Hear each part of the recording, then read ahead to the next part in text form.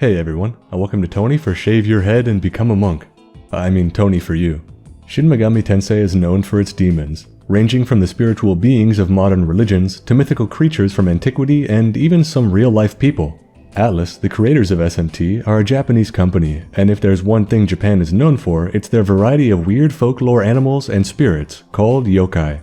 There's no surprise that the games, whether it be SMT or Persona, are chocked full of these creatures. The story behind each of them have years of regional folklore, contemporary history, and plenty of traditions tied to each. So let's learn a little bit about them. We'll go over just a few of these uniquely Japanese demons, and believe me when I say these can get pretty strange. Without any further ado, let's talk about the yokai of Shin Megami Tensei. This video was made possible by the great people over at my Patreon. If you'd like to support, check the link in the description below. Also, I have a Discord, so if you want to come chat with me and other wannabe theologists, come join and hang out. First up is a fan-favorite demon, Nekomata. Stories regarding the Nekomata can be traced back to the Maigetsuki, or Record of the Clear Moon, a diary kept by Fujiwara no Taika in the late 12th century. In it, a mysterious mountain beast with the shape of a cat was said to have eaten several people in one night. Described as having eyes like a cat and bodies like large dogs, many people feared entering the mountain recesses at the time. Despite this, there was also a disease colloquially known as Nekomata disease, which had symptoms extremely similar to rabies. So in all likelihood, these mountain Nekomata were most likely wild animals turned rabid from this illness. More popularly portrayed in pop culture is the domestic cat Nekomata. The earliest story regarding these spirits is that of Kankyo Hyoin. In this story, an old cat raised in a mountainside villa held a secret protective sword in its mouth as it ran away. Many people chased the cat, but the creature disguised itself and imprinted the thought of the cat becoming a monster in the people's heads. From this story, cats earned a reputation for magical properties. Since the Edo period, it was commonly believed that domestic cats would turn into Nekomata if they lived long enough, usually around 13 years of age. The mountain Nekomata were then interpreted as domestic cats that escaped to live in the wilds. With this knowledge, many people in Japan believed it was not wise to keep cats for long periods of time. The physical description of Nekomata comes from the Ansai Zuihitsu in a series of essays stating, "A cat that is several years of age will come to have two tails and become the yokai called Nekomata. As the cat ages, the tail will grow longer until eventually splitting off into two or sometimes more before gaining immense magical power. Usually, this power involves realistic illusions, producing fire, and even necromancy, using dead bodies as puppets to haunt humans. Not all Nekomata are evil, however, as it was believed that the power they gain could be influenced by the life they lived prior to their spiritual ascension.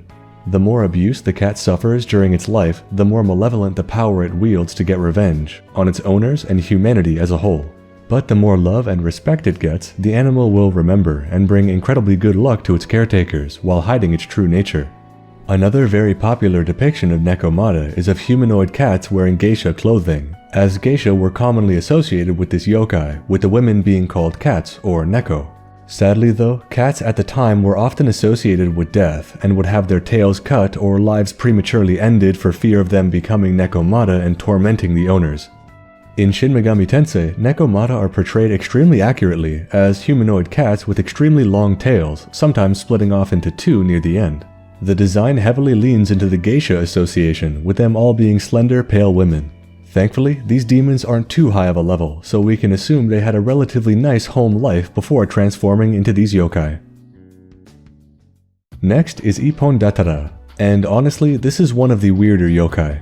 Ippon-Datara are specters living in the mountains of Kumano mainly, but sighted in other mountain ranges across Japan. These creatures have one eye and one leg, hopping around and leaving distinct footprints across the terrain. They usually live a hermit-like lifestyle, out of the way of humans, but it's believed that the 20th of December is the only day you could see these strange creatures, as it's widely considered an evil day.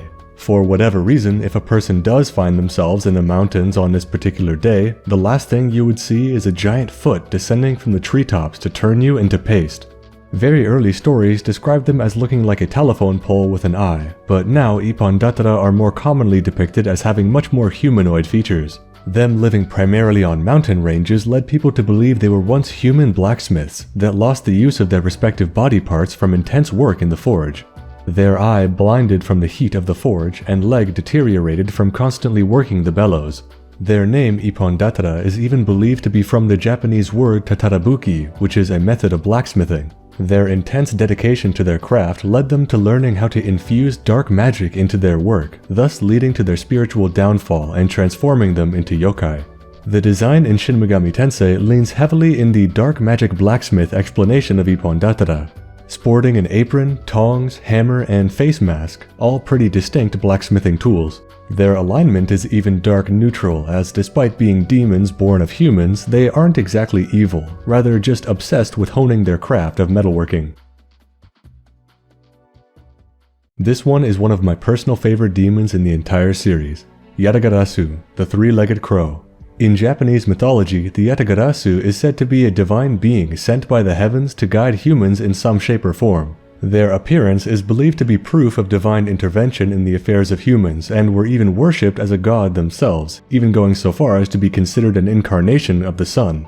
In the Kojiki, or Records of Ancient Matters, Yatagarasu was sent by Takami Musubi, or the High Creator God, and in the Nihon Shoki, or Chronicles of Japan, he was sent by Amaterasu, goddess of the sun.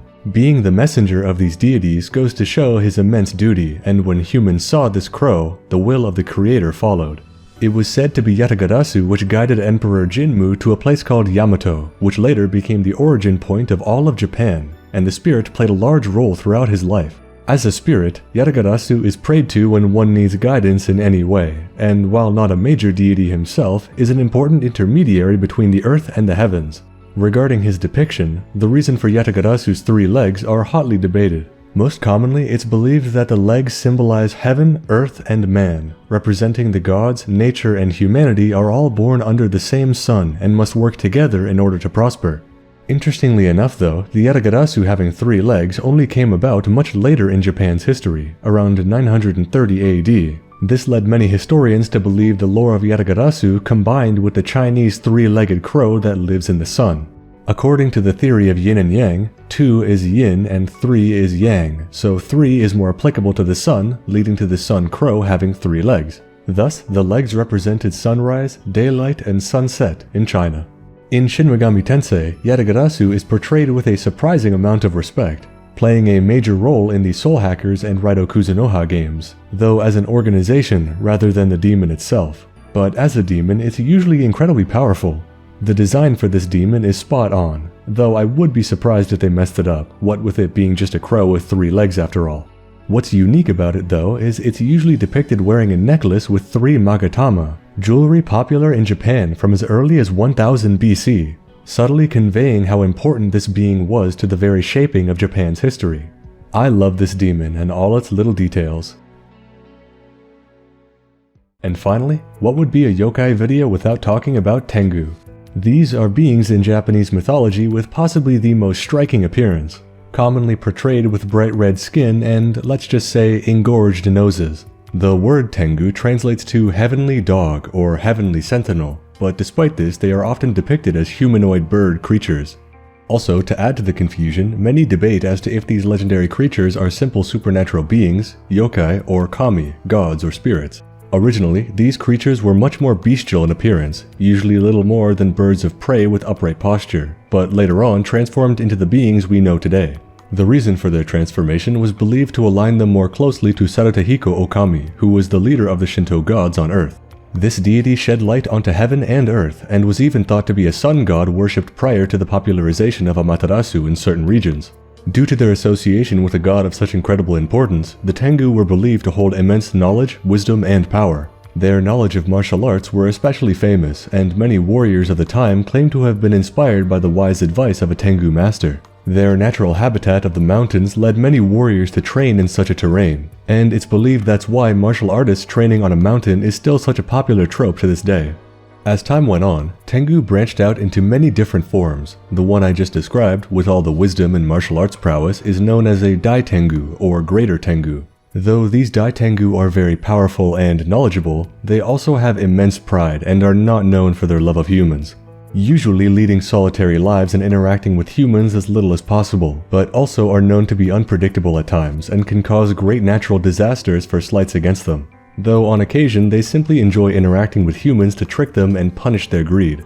Other such forms of Tengu include Karasu Tengu. These Tengu take the form of a crow or raven with much more animalistic features. These were believed to be evil spirits known to start fires and punish anyone they saw harming their forest in any way, usually by kidnapping them. And by harming the forest, it usually meant just being in it. The people unlucky enough to be abducted by these Tengu would be returned with their minds in a state of amnesia known as Tengu Kakushi, or hidden by a Tengu. Kappa Tengu are believed to be a subsection of Tengu that were once humans transformed with cruel hearts and hold very little spiritual energy, but still enjoy tormenting people, despite how ineffective they usually are. It's also believed that wolves sometimes transform into Kappa Tengu, oddly enough. And finally, Kurama Tengu. They're the most powerful of the race and share many of the same abilities as the Dai Tengu, but with none of the worldly instability. These are the kind that are much more in line with the kami or gods with their wisdom and power. In Shin Megami Tensei, the Tengu are all portrayed rather uniquely. The generic Tengu is very accurate to the original source material with their bird-like head and humanoid body. With the Dai Tengu not being an SMT explicitly, we can assume this demon is their representation. The Karasu Tengu look much more like human monks with raven wings than ravens themselves. They are garbed from head to toe in monk robes and even hold a Buddhist shakujo staff, one of the necessary possessions of a Buddhist cleric. The design clearly takes inspiration from how Karasu Tengu are often portrayed in plays and theaters. The Kurama Tengu's design is much more humanoid with almost none of the commonly seen Tengu design traits. The reason for this being artist Kazuma Kaneko drawing inspiration from the novel Kurama Tengu by Jiro Osaragi, later adapted to film with the character Kurama Tengu wearing the Yamabushi or mountain hermit attire we see in the game. This attire is said to be the basis of the Kurama Tengu and is the type of human that would be transformed into such a powerful being. A very interesting collective of demons.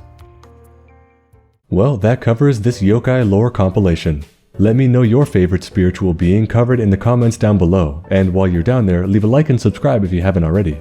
I said it before, but my favorite is Yatagarasu, since I've always loved birds, and them symbolizing divine guidance to humans is a very comforting thought. Special thanks to Andre Vinicius de Silva Valens, Anton, Big T, Frankie Stone, Goose Kebab, Jim Taylor, Just a Middleman, Matt M, Mr. 8 Eyes, Stuart Ash, The Digital Dutchman, The Toaster Messiah, VideoGamer75, and many more for supporting the channel on Patreon. If you'd like to support, check the link in the description below. Thanks for watching this Japanese folklore spectacular, and I'll see you in the next Tony for You. Have a good one.